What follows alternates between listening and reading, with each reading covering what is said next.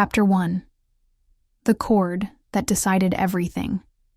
She drifted toward the surface of awareness through a silence so vast it felt like falling into an endless pit. The ICU had been alive with mechanical sound. The pulse of monitors, the hiss of the ventilator, the steady rhythm of artificial breath. That pattern had become her compass, the tether that reminded her she still belonged to this world. But now the compass was gone. The sound that meant survival had been cut. Her chest convulsed, rising and collapsing with frantic irregularity, lungs fluttering like broken wings. The air in the room grew heavier, thicker, as though the walls themselves leaned down to crush what was left of her fragile strength. Each heartbeat echoed through her skull like a hammer, erratic and violent. The antiseptic tang of disinfectant stung her nose, mixing with the faint metallic taste of blood on her tongue. Sweat trickled along her temples, cold against skin that burned with fevered heat. She wanted to move, to thrash, to scream. But her body betrayed her, trapped in paralysis, unable to show the terror screaming inside her mind. Through the blur of half-closed eyes, she sensed them. Shadows bent over her bed. Her parents. Their presence was unmistakable, their movements slow, deliberate. In their hands lay a cord, white and coiled, unremarkable in any other room but monstrous here. The ventilator's lights died quietly, one after another, until the screen was black. The hiss stopped. The silence that followed was louder than thunder. And in that silence, the cord found a new home. Not in the machine that fed her life, but in a phone on the table. A soft vibration hummed as power surged into the device, its screen glowing faintly, a cruel beacon in the darkness of her suffocation. Her senses sharpened in panic. Every sound was magnified. The faint buzz of fluorescent bulbs grew into a piercing whine. The creak of shoes on linoleum roared like cracking bones. The whisper of fabric rasped against her ears like sandpaper. Time fractured around her. Seconds stretched into eternities, then collapsed into nothingness. She hovered at the edge of two worlds, body drowning in silence while mind thrashed against the betrayal. And then, as oxygen drained from her veins, something strange unfolded. Her awareness lifted, peeling away from her flesh. She felt herself rise above her body, looking down through blurred vision at the still figure on the bed. The cords twisted like lifelines below her, one unplugged, another pulsing with borrowed energy. Her chest heaved weakly, mouth opening in silent desperation, while her parents stood oblivious, focused not on her, but on the device that now drew power where her life had been. The distance between existence and departure narrowed into a razor's edge. Darkness beckoned, vast and calm, pulling at her with promises of release. Yet in that moment, hovering above her own fragile body, a surge of defiance struck through her fading soul. Not yet. Not like this. She felt it with absolute clarity. The desire not simply to survive, but to live in spite of them. Her lungs spasmed once more, dragging in a fractured gasp that clawed its way past her throat. The weight of the room pressed harder, but her spirit pushed back. She realized then that her awakening would not be a gift from medicine or from fate. It would be her own rebellion against abandonment. In that sterile, indifferent room, she chose to fight her way back into her body. And as the darkness trembled at the edges of her vision, she knew the cruel truth. Death had come close, not by chance or illness, but by their hands. And because of that betrayal, she would not let go. Chapter 2. Childhood measured in small economies. Her earliest memories did not glow with warmth or safety. They carried the faint chill of numbers, whispered at the kitchen table, scribbled in notebooks, muttered under her parents' breath, as though her very existence could be reduced to subtraction and cost. Even as a child, she sensed she was not a daughter to them, but a calculation. A running tally of what she consumed, what she owed, what she prevented them from having. When she brought home her first drawing from kindergarten, her father did not place it on the refrigerator. He asked instead how much the art supplies had cost. At birthday parties, her mother arranged paper plates sparingly, counting slices of cake to be sure no crumb was wasted. Presents came wrapped, but there was always a reminder how expensive the shoes were, how hard they had worked to buy the doll, how lucky she was compared to other children. Gratitude was demanded before joy could even bloom. She remembered the school cafeteria, where her tray was lighter than her classmates. While others ate fruit cups and cartons of milk, she was given plain sandwiches in wax paper, packed with lectures about how much cheaper it was to prepare food at home. Her classmates spoke of vacations, trips to the beach, visits to theme parks. She listened in silence, ashamed, as her parents later told her those things were for the wasteful, for families that didn't think ahead. In their world, joy was indulgence, and indulgence was sin. Even her body became a ledger. When she needed braces, they reminded her of the exact number of dollars and hours of work that would be sacrificed. Each doctor's visit was weighed against other bills. She grew up with the constant feeling that her health, her education, her dreams all carried price tags dangling like invisible chains. She learned not to ask. She learned to swallow her wants like unshed tears. Yet what hurt more than the economics was the favoritism woven beneath it. She noticed how her parents lit up when speaking of neighbors' children who cost their families less, who brought back more. Nothing she achieved belonged to her. Every accomplishment was simply another column in their ledger, another way to balance accounts. The moments of tenderness she longed for never came. Instead, she was taught to measure herself in units of worth, grades, costs, sacrifices. She understood love not as unconditional, but as a trade, a bargain she could never quite fulfill. By the time she reached adolescence, she had become skilled at silence.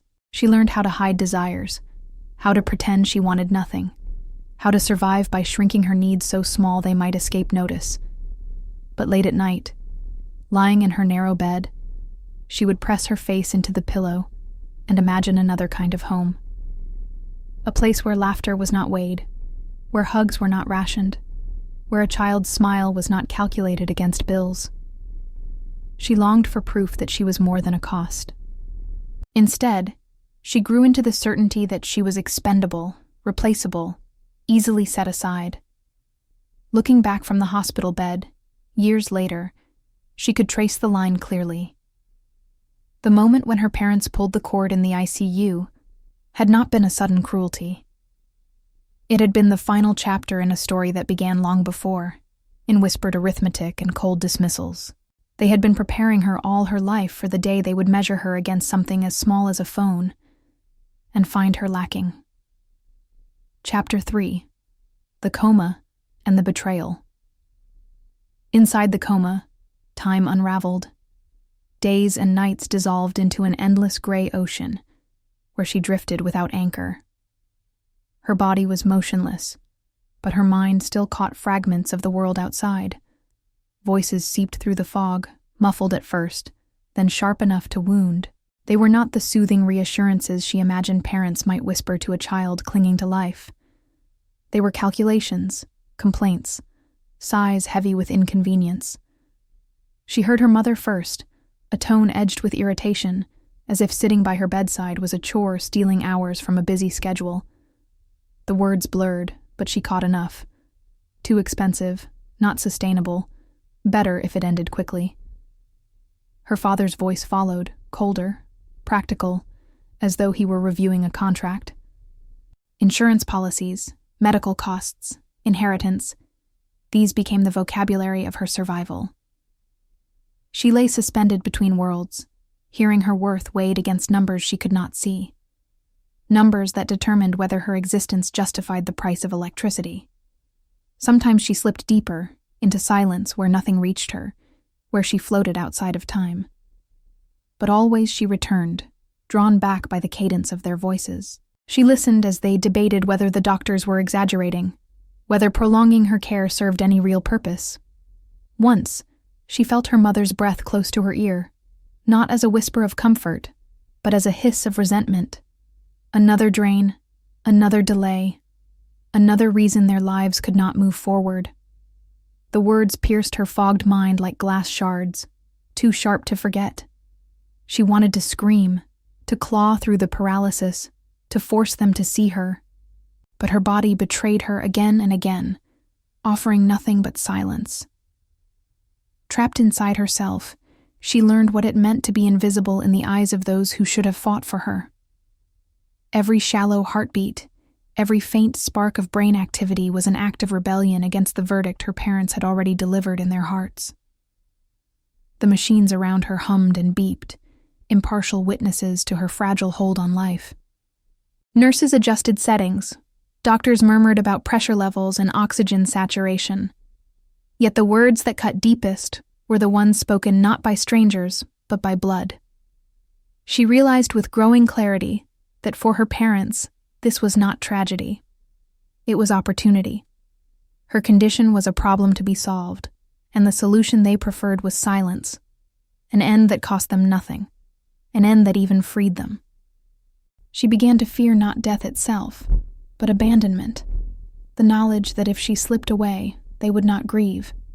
They would tidy her absence into paperwork and signatures, into boxes ticked on forms, into the smooth efficiency of lives resumed. It was this betrayal, more than the coma, that pressed against her chest like a weight. Somewhere in the haze, she understood the truth she had always suspected, but never dared to face fully. She had never been their treasure. She had been their expense. And now, as she lay motionless on the edge of life, her parents stood waiting not for her recovery, but for her absence, calculating how quickly the world would forget her, if they already had. Chapter 4. The Silence and the Awakening. The world seemed to collapse into layers of silence, each heavier than the last. At first it was the quiet of machines powering down, the absence of the ventilator's steady hiss. Then came the deeper silence of her own faltering lungs, gasping unevenly, dragging in scraps of air that seemed thinner with every attempt. Beyond that, there was another silence, vast and terrifying, the silence of death itself, waiting with open arms just beyond the edge of her failing breath. Her chest convulsed, ribs straining as if they might crack from the effort of keeping her alive. Every nerve screamed in protest. Her throat scraped raw from the desperate rasp of air that refused to come. Yet even as her body betrayed her, her mind sharpened. The fog that had clung to her for days began to peel away under the pressure of survival. Colors returned in fractured glimpses, the harsh fluorescence above, the shadowed outlines of figures at her bedside, the faint glow of a phone feeding greedily on the power once meant for her. The betrayal struck with brutal clarity.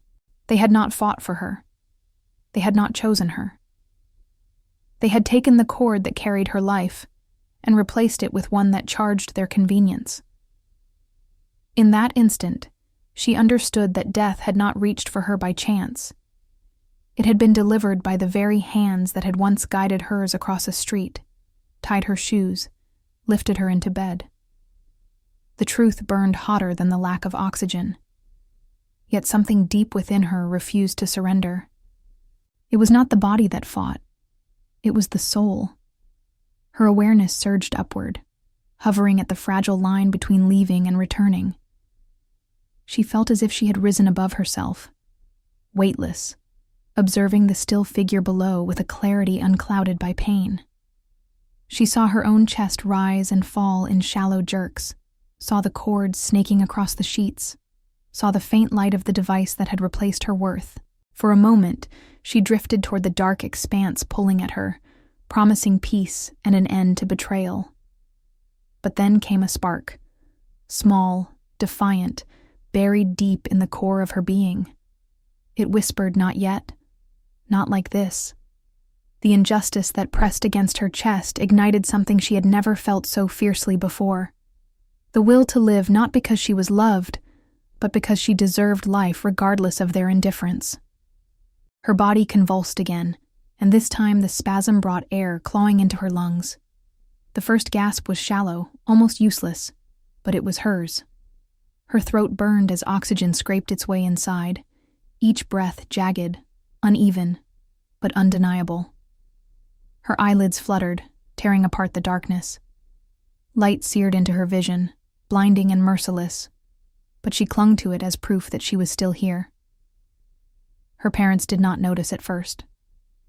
Their attention lingered on the glowing phone, oblivious to the miracle unfolding inches away. But she knew. She felt the weight of the room pressing differently now, not only as a suffocating force, but as a stage for her defiance. With every stuttered breath, she pulled herself further from the abyss, each inhale a declaration, each exhale a refusal to vanish. The silence had not claimed her. Against the will of those who should have loved her, against the pull of death itself, she had awakened. And with that awakening came a new kind of clarity. She would never again measure her life by their choices. Her survival belonged to her alone. Chapter 5. The Second Life. The days that followed her awakening were not triumph, but trial. Each morning began with the raw ache of lungs that had forgotten how to draw air without struggle. Every breath scraped her throat, shallow and uneven, but it was hers to claim. Nurses hovered, adjusting monitors, murmuring encouragement, but the real battle unfolded silently within her body. Muscles wasted by weeks of stillness trembled under the weight of the simplest commands. To move a finger required the same effort once spent running. To lift her head felt like pulling a mountain from the earth. She learned to measure progress not in leaps, but in fragments. A twitch of the wrist. A toe shifting under the blanket. The faintest swallow of water without choking. Each victory was small, but it carried the magnitude of survival. She began to feel her body again, the sting of needles in her veins, the heavy pressure of casts and braces, the raw soreness of skin against sheets. Pain became her proof of existence, a reminder that she was no longer floating in silence, but anchored once more in life. Her parents visited rarely. When they did, their eyes scanned the room, the equipment, the bills at the nurse's station, rather than her. They sat stiffly in plastic chairs, speaking in low voices about costs, legal matters, inconveniences. Their words carried no warmth, only calculations. She lay listening, her body too weak to protest, but her mind sharpened with every passing day. The machine that kept her alive no longer hummed for them. It hummed for her, and for the fight she had chosen. Rehabilitation began in halting steps. Therapists coaxed her legs to bear weight, bracing her fragile frame between metal rails. Her knees buckled, her chest heaved, sweat poured down her back. More than once she collapsed into their arms, humiliated and exhausted. Yet she rose again, teeth clenched, eyes burning with quiet fury. Each stumble was followed by another attempt. Each failure seeded determination. She would not surrender her body the way her parents had surrendered her life. In the stillness of the nights, when monitors blinked like tiny stars and the ward fell quiet, she let herself think of what survival meant. Her breath rasped in the dark, but she listened to it as though it were the most sacred music. She realized then that she had been given not a continuation of the old life, but the beginning of another. One not bound to ledger books and conditional affection. One not dependent on whether she was useful or convenient to anyone else. The more she healed, the more distance grew between her and the people who had abandoned her. Their absence became less painful, almost liberating. She began to imagine futures where they did not exist, where she walked forward unburdened, carrying only the knowledge that she had chosen herself when they had not. For the first time, she believed her existence had value not because someone measured it, but because she alone decided it was worth preserving. Her body ached, her steps were unsteady, her scars raw. Yet with every strained breath and faltering stride, she was building something new. She was not simply recovering, she was becoming. The second life was harder, lonelier, but it was undeniably her own. Chapter 6. My Choice. When she finally stood without assistance, the world felt unfamiliar beneath her feet. The floor was steady, but her legs trembled, unaccustomed to freedom. Each step carried the weight of everything she had endured. The silence of the machines, the betrayal at her bedside, the long climb back from the edge of death. The doctors called it recovery. She knew it was more. It was reclamation. Her parents appeared once more, summoned by routine signatures and legal forms. They entered the room as strangers would, cautious, impatient, their voices clipped. Their eyes slid past her scars, past the tube still coiled at her side, focusing instead on documents and balances. She realized, with sudden clarity, that their presence had never been about her survival. It had always been about control, about convenience, about obligation twisted into resentment. And now, faced with her return, they could not hide their discomfort.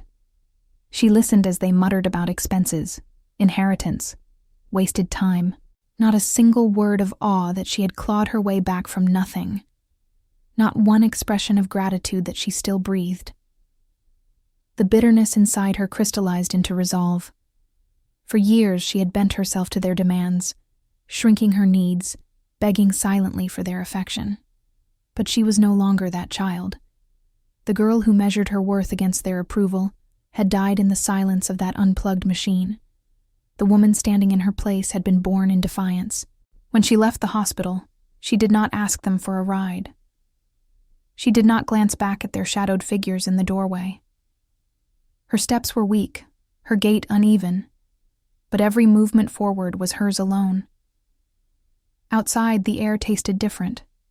Harsh, cold, but real. She filled her lungs with it until they burned, cherishing the pain as proof of life. She returned not to their house but to a place of her own, a small apartment with peeling paint and creaking floors. It was imperfect, but it belonged to her in a way her childhood home never had. She decorated not with expensive things, but with symbols of survival.